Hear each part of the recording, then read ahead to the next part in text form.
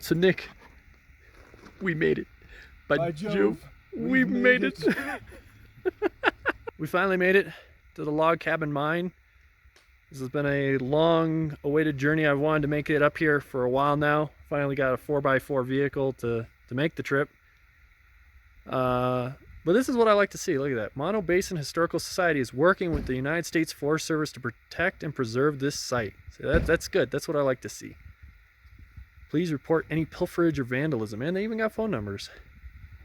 But this is, for those that don't know, this is a very incredible site.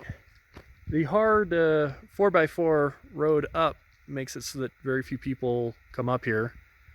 Yeah, that 4x4 road, Nick, that rattle your fillings loose, eh?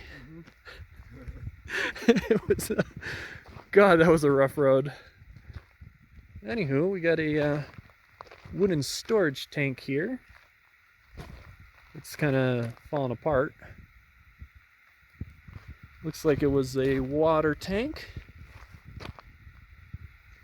But let's get into the real meat of her. You know, get into the pork and beans, so to speak. What have we got over there? Looks like a little power station. Well, upon closer inspection, I would guess this is a powered pumping station. Let's see here. Get some light. Yep. Oh, it's got that old wood smell. Bits and bobs of electrical components. Old switch plates and whatnot. Here's where the water came in. There's probably a pump right here. And then it would head out. This is a newer panel. What is this? Is it a Square D? Who makes this? Oh, it's a Hoisting House. Okay. What is this? Maybe oh, I guess like an intermediary tank. There's a ladder here that goes up. What else have we got here? Another ladder. That must be the discharge hose there. Very neat, very neat. I might climb up this ladder and get a shot. So anyways, I've climbed up into the pump house. There's Comrade Nick. A nice view. You can tell it used to have a hatch up here at one time. Anyways, yeah, doesn't get better than this. Oh, this is one of two pump stations. There's another one over there. But I think that little pop-up up there is for when the snow comes in here and it's so deep that you can't get the door open. That's where you pop out. Because at this altitude, I bet you they get 10 to 15 feet of snow right up here. So yeah, that's a nifty little design. And his young sharp eyes managed to notice this motor here. She's downrange of the pumping station up over there. Not a whole lot to say about her. I mean, just a really big motor. Not super old. As you can see, it's using V-belts. I believe the so for V-belts, each one of those belts can transfer, I believe it's about 10 horsepower. So if you have 3 of them, you got to figure it's about 30 horsepower. So this thing is transferring into whatever it's spinning-a-thinging. Walking along the trail, you can see there is power. Well, I don't know if there's any electricity in those lines, but here's another pumping station. It looks like these are the lines that tied off and went over to it. And it's interesting. Not sure why they had all these pumping stations. Take a look inside. Oh, this one's still got a pump. Here we go. Yeah, there's the motor. And it's got a drive shaft, and it's a Whiffley pump. Looks like it's what do they call it? The squirrel's cage sort of design. Electrical panels seen better days. So it's almost as if they pumped it up into these sort of basins here, and then allowed it to gravity feed over, and then they had a whole bunch of these. Sort of a weird way to do it. I guess the benefit of a basin like that is in the event of a loss of power, you still have some water that'll come trickling down. This one still has the cap on it. Very cool. Come across a large thingama thing. I'm actually not 100% sure what this is. Let's take a look. We got Well, this says Whiffley on it, so I'd guess this is the motor tensioning plate off of one of those pumps. This looks like a whole bunch of contacts here. So it looks like it turns on 2 3-phase. Wait a minute. Yeah, 2 3-phase. You got 6 contactors all together. Not sure what they're doing with it. What is this, Nick? No clue. Well, if we can't figure out what it is, nobody knows what it is. It looks like a almost like a flotation plant, or oh no. It's got arms that swing and open. Mixes up the stuff at the bottom. Yeah. Something to do with the ore processing. Some sort of agitator, I guess. It's kind of nifty. Anything else in these parts? There's some stuff over there. It looks like a pole transformer. Well, we'll keep going. It's a pretty impressive structure.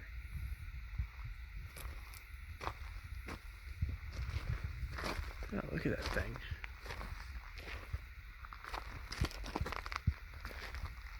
Yeah, this is awesome. Yeah. So it looks like they have these round things, these cylindrical buildings, look like storage tanks almost. Yeah. Prior to ore processing, because you could see it's basically an ore bin. Yeah, you can see they're taking ore from over there and dumping it into there, and then I think they're getting ore from the head frame there and dumping it in, and then when that overflows, or either it's processed, they run it up along and into another one. Kind of nifty.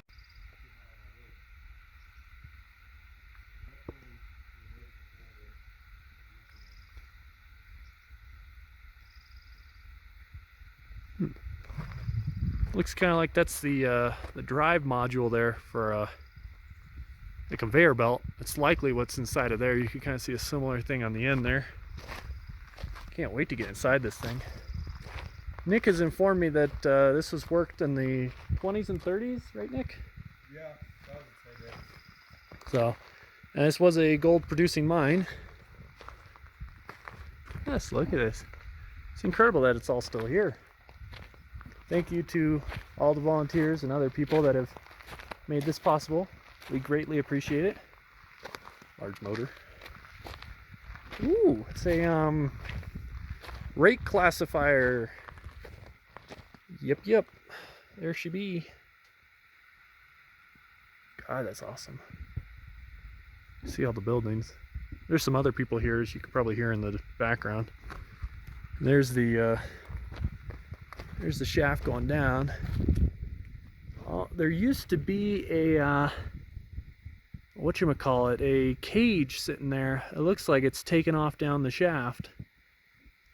That's too bad. We'll see how close we can get safely and take some photos and whatnot. There's a slusher down there, and there's all sorts of incredible stuff around here. The neat thing about this rate classifier, I think this is a very old unit. There's an odd mix of ages here. The tank itself is riveted, which would indicate that it's, 1930s or prior. That's pretty old, and you can see all castings for the larger components. And Nick, give her a spin. She's belt drive, so that's the idle wheel, and then the wheel to the right is the drive wheel. But then there's things that are welded in here, and there's grease cups and things of that nature. So it looks like it's been modified through the ages to be used much later than its original manufacture. So very neat. Whiffley pump here. We thought it was a Sturmdurant, but apparently that was not it. Anywho, carrying on. I'm another building over. Nick, show its operation. This is a giant, I guess you could call it, you wouldn't call it a miter saw. It's a crosscut saw, but it's for, ripping down timbers used in the mines. It's a massive saw blade. You can tell, let's see, it's about so it's about yay wide, and that would indicate that it could cut timbers that are just absolutely massive. Looks like they were also storing concrete or mortar in here, which unfortunately got wet. Check out that motor, all belt drive. Bodie's got a very similar saw to this right outside their sawmill. There's a Sin outside, a little bit smaller, not nearly as large as this, although they probably have a large one like this near the mill. What does it say? There's a Jaffe and Egan Company, Woodworking Machinery, Cincinnati, USA, 1830. Ooh, mama. Let's see, we got a maker's mark up here too. J.A. Fay and Egan Company, Cincinnati, USA. Ohio, probably. Look at that. And again, there you got your idler pulley, your drive pulley, and then going through. This is just really neat. Somebody's nabbed the handle off of it. Normally there'd be a handle so that you could pull it along. And oh, check that out. Okay, there's a pulley and a counterweight. If I pull it up, you can see the counterweight back there to help it return to the up position. Somebody's stolen the saw blade. What does that say? Smith Booth Usher. Very, very cool. On shit like this. Okay, looking at this structure, it looks to me almost as if they built this sort of frame here. You can see the giant timbers to manage the saw, and then built the building around it. Because it's all, I mean, it's true 2x4s around it. But this structure in here for the saw is just absolutely massive. And you can see a mix of old and new. There's a knob up on the wall there, and yet they've still got conduit. And they've got hanging lights in here, which is an older style, but yet they've got more modern bulbs in them. It's a really, really neat structure. Here's the little trap doors on the end. They've been nailed shut, but otherwise you could probably slide a 40-50 foot timber in here, assuming you could get them. Just so neat. So much to choose from. It's almost hard to pick what to explore first. This is the woodcutting building here. I don't know why there's radio antennas up there, TV antennas. Interesting.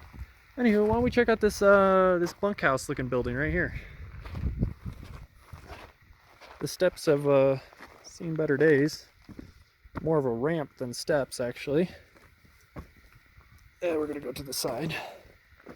Nice little porch. And oh wow, look at this. Look, nice old growth floors. Looks like they might have been using this as a storage.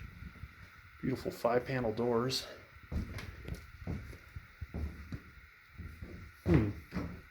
Perhaps this was an office. There's a drafting desk there. Coffee makers. A Jubilee 2. Twin bed springs there, or bed frames. Stairs going up to something. We'll go over there in a sec. Check out all the pipe fittings and whatnot.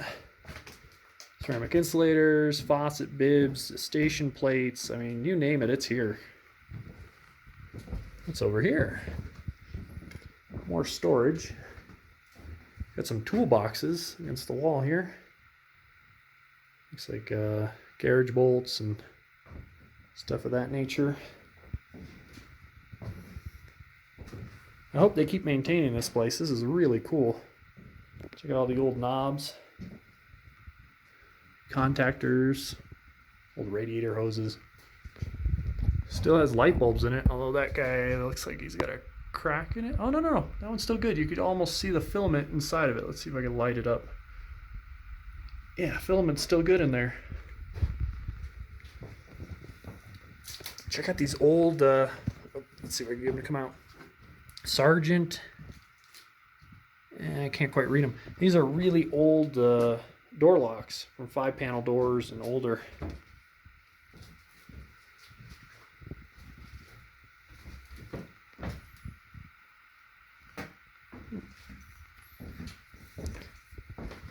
Motors and not carrying right along.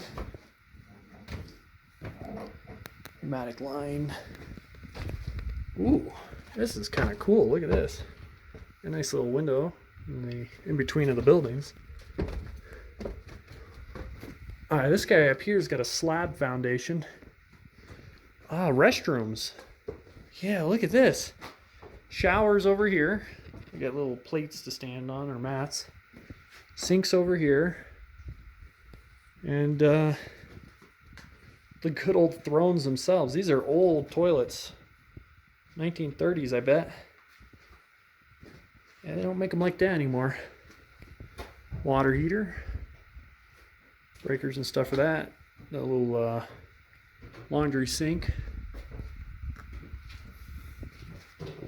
Lots of rat droppings everywhere.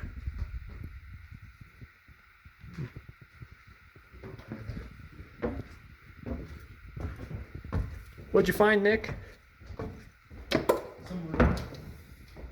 I think these were actually where they were living in. Yeah, so this is probably living quarters up here, bathrooms in the middle, and then maybe offices or storage on the lower level.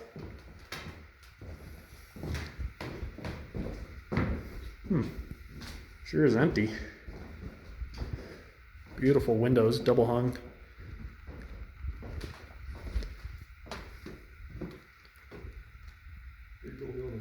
Very neat. See, the floor is settled quite a bit. Look at the bow in it. They used fiberboard instead of drywall.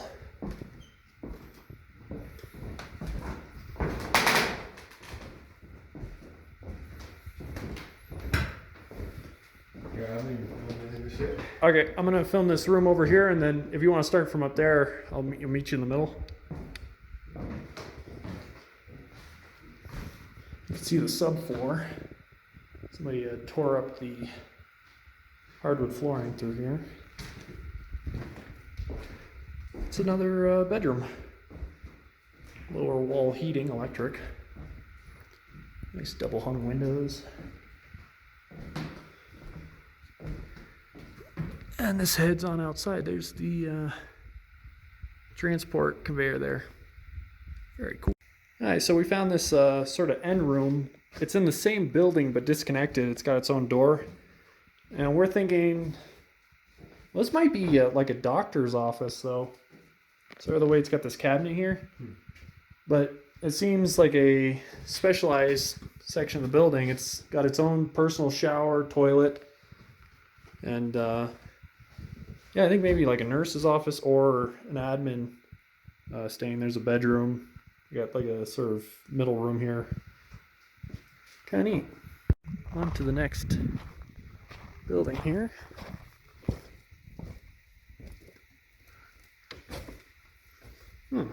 Looks to be perhaps a dining hall.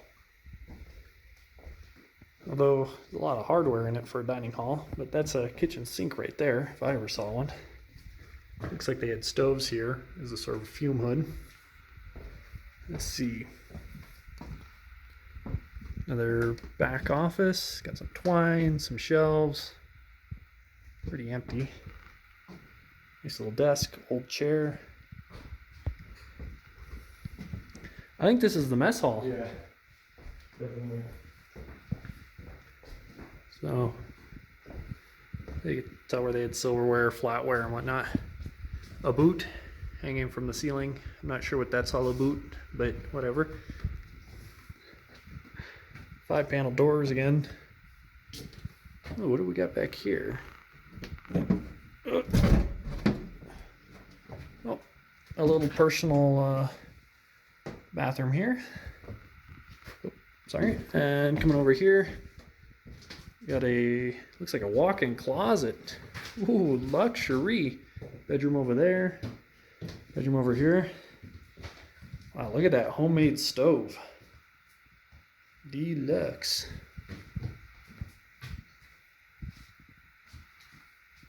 An older structure for sure. Hey man, how about you go try this bed out? Try the bed out. Yeah man. Looks so Oh comfy. my goodness. You know what they say, age before beauty. So that's all you, Nick. I don't know, man. I'm a little too tall for this bed. You're shorter, so you oughta. You're always complaining about being sore and stuff, so maybe you ought to try a new bed. Yeah, I don't know. I feel like this might just make it worse. So my guess, I don't know if this is correct. I think this thing was inside that big half round thing that we saw over there. And I think what would happen is it would agitate the ore, and then maybe the ore would somehow stick to it. Yeah, that's how it And worked. ride it up, yeah. And then there must have been like a catch. Yeah, those plates that were sticking on the side, those must have been the catch, and then it would dump off. Interesting. So how did this get from over there to over here? Or vice versa, how did that thing get over there if this is over here? God, it's giant. Used a worm gear drive, so it didn't turn very fast. Incredible. I think there was a structure here at one time. It was probably inside of it. Very neat. You can see the sort of cross-cut pattern on the boards all along it, I guess to capture gold or whatnot. Anyways, let's head on over to the mill. So, you know, it just looks like a shaft. What is this? Maybe an outhouse at one time. Sawmill. This looks like some sort of workshop here. Not sure. Yeah, I don't know. Bunch of workbenches. Whole thing's taken off down the hill. I don't have a marble, but this is flat. I'm holding the camera flat, so.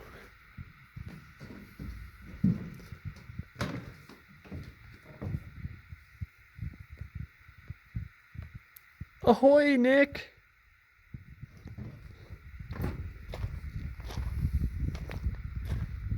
Couple other buildings here. Ooh, mama. Air compressor building. Yes, look at the size of that motor. Door looks like it's open on the other side. Way around to the entrance here. Look at this accumulator tank. Isn't she just a beauty? Look at that, riveted all up and down. I'm standing full tall and I'm not even to the first plate. God, it's incredible. Look at the size of these pipes. It's a 5 or 6 inch pipe. Incredible. Little building here. We'll go in there later. First, I gotta see this. There's the drain for the tank, so you don't rot her out.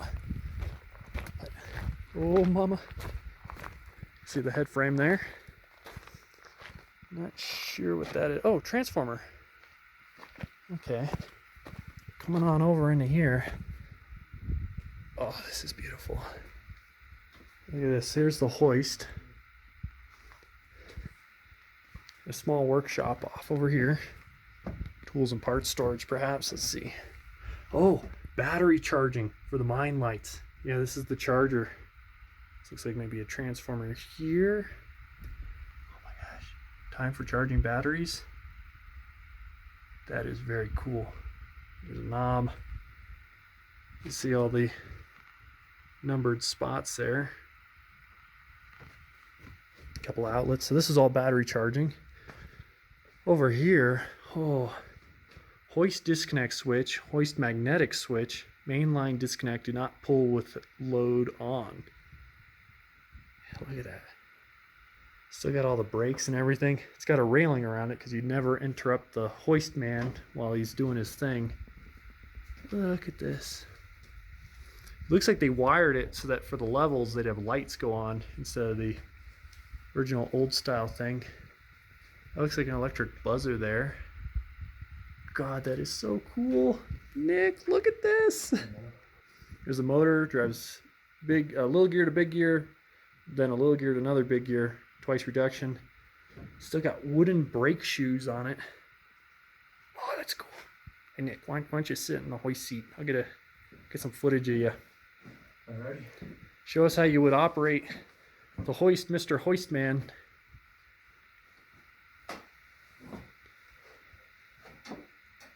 Oh god. I would not want to be on the elevator right now. Anyway, this is really cool, but also very cool. And we just saw an air compressor similar to this, although the transfer tank was on the top in the Mammoth Consolidated Mining Company. We get another twin cylinder. Who makes it? Who done it? Let's see. Ingersoll Rand. It's an Imperial Type 10. Holy. I think this is the cleanest I've ever seen one of these. They're usually all stripped, completely empty. Here, let's stick the light on it. Get a, oh my gosh. There we go, assuming that light will stay there. Yeah, so we got our, you can see the connecting rod there. These are all access plates. Look at this, still got the oiler in it. Oh, mama, this is so cool. Here's the crank there, and the crank webs. God damn, this is cool. Look at this. Nick, have you ever seen a more complete Imperial Type 10? I don't believe I have. Oh, I'm like a little kid on Christmas. Look at this structure. It's got a giant Westinghouse motor driving the whole thing. It's still got the tensioner. Look, here's the belt tensioner, and it's got the belt on her. Oh, yes. 3-phase. Did somebody steal the brushes? Where the hell are the brushes? Where the hell are the brushes? Somebody's stolen the brushes. But look at that. This is just phenomenal.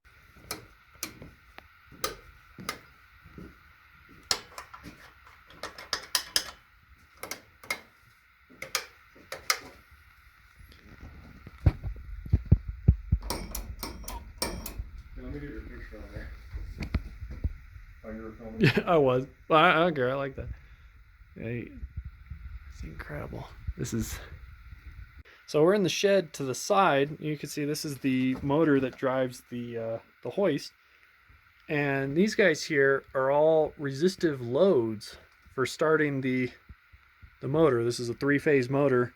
And so depending on how it's wired, you have to have resistive loads for starting. And they put them out here. My guess would be, because these guys would get pretty hot when you're starting, stopping the motor on a regular basis. And in the summer months, you probably wouldn't want it in the same room that you're actually hoisting. Here's the motor, here's the hoist. Let's get a close up on a couple of these nameplates here. We got, it's a, God, you cannot read that for shit. Induction motor, something, I can't read it. It's a GE, but that's about it. Caution, no oil. This unit contains no oil. Check and fill before operating this equipment. Yeah, and there's a little oil cup there. There's the homemade gear protection here. Hey, did you see the nameplate on the side of the hoist? No. It's, go check it out, my friend. Where is it? Over here? Yeah. Ah. It's a Hendery and Bolthoff MS Co. Denver. Yes. Yeah. That's like, look at all the wooden shoes here on the brake. Actually, this isn't the brake, this is the clutch. So this would engage the drive motor to the drum. And then around the outside up here, this outer band, this one's the brake. So it's yeah, it's pretty neat. Somebody did steal the level indicator, but it looks like they wired it with a electronic level indicator, which is very neat. Beautiful hoisting house. You can see two used to be glass insulators there. And this cable is still holding up that cage. Very neat. Little slusher over there. See how close we can get to this. That whole section of the building is floating. Back around from one of the most incredible buildings on the site. God, that was a really great treat. The arduous journey up here would have been worth it just for that alone. But I'm gonna check out this building here. It looks like the entrance is through the window. Let's make sure there's no other entrance. Yeah, it looks like it's through the window. Might just take a peek in, I don't know if I want to go crawling through. Oh yeah, this is it. Looks like a small assay office. Yeah, there's a fume hood there. Yeah, very neat. There's another door to the outside, although that is blocked. Yeah, so this must have been a small chemical lab or assay office. Very cool.